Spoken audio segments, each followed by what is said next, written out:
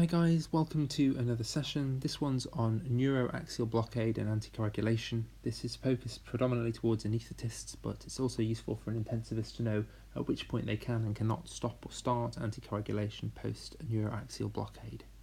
We're going to briefly summarise the collection of drugs associated in this, and then a little bit about what the current guidance is around when you should start and stop anticoagulation or antiplatelets. We'll start off with aspirin. Aspirin is a COX-1 inhibitor. Its direct action in the end is inhibition of thromboxane A2. There's no direct contraindication for aspirin in neuroaxial blockade, and in fact in an acute setting there's no need to wait for any particular time before you can carry out neuroaxial blockade. Typically in elective procedures, people normally stop it for 3 to 7 days beforehand. Post-procedure, you can have aspirin as soon as you're fully recovered and you're able to take your tablets. The second group we're going to look at is NSAIDs. They are COX inhibitors across different types of COX enzymes. Likewise to aspirin, there's no direct contraindication to them involving neuroaxial blockade, and in an emergency there's no reason to hold off doing anything because they've taken an NSAID. Again, electively, hold off for 3 to 7 days, and post-procedure they can have their NSAID as soon as they're able to take tablets orally. The next drug we're going to look at is clopidogrel. That's a P2Y12 ADP receptor antagonist. Clopidogrel typically needs to be stopped at least 7 days before procedure, and normally you have to wait 6 hours post-procedure before they can take their next normal dose of clopidogrel. If we talk about unfractionated heparins, we can split them into infusions and subcut. Subcut unfractionated heparins. So unfractionated heparins have a wide variety of actions. Predominantly, though, they're to do with inhibition of the formation of antithrombin 3. However, so wide variety of actions. If you're using a subcut unfractionated heparin, typically you should be giving that greater than 4 hours before doing your neuroaxial blockade, and then when you're giving your next dose, it needs to be at least an hour after your neuroaxial blockade. If the patient is on an IV heparin infusion, it needs to stop at least 4 hours before your neuroaxial blockade and can't be commenced until at least an hour after your neuroaxial blockade.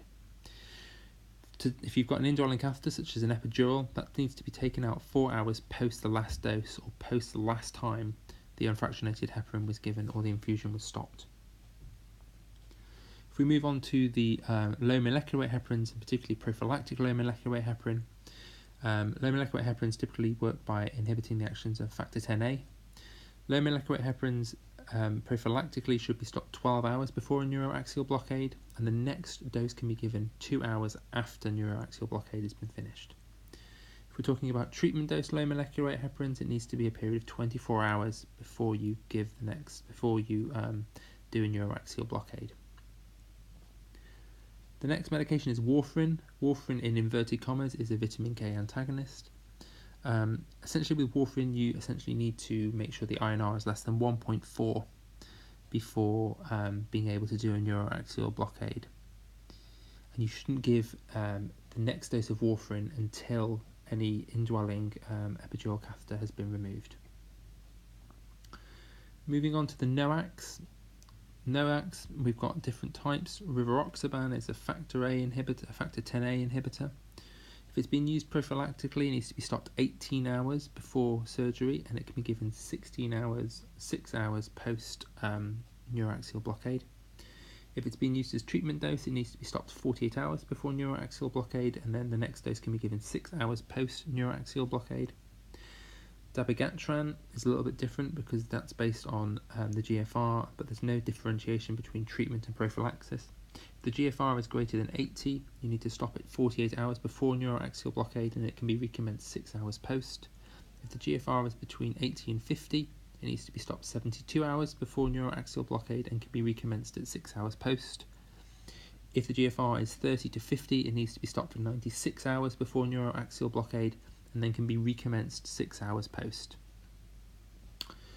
Apixaban is the final NOAC to discuss. From a prophylactic point of view, it needs to be stopped 24 to 48 hours prior to neuroaxial blockade, and it can be recommenced 6 hours post.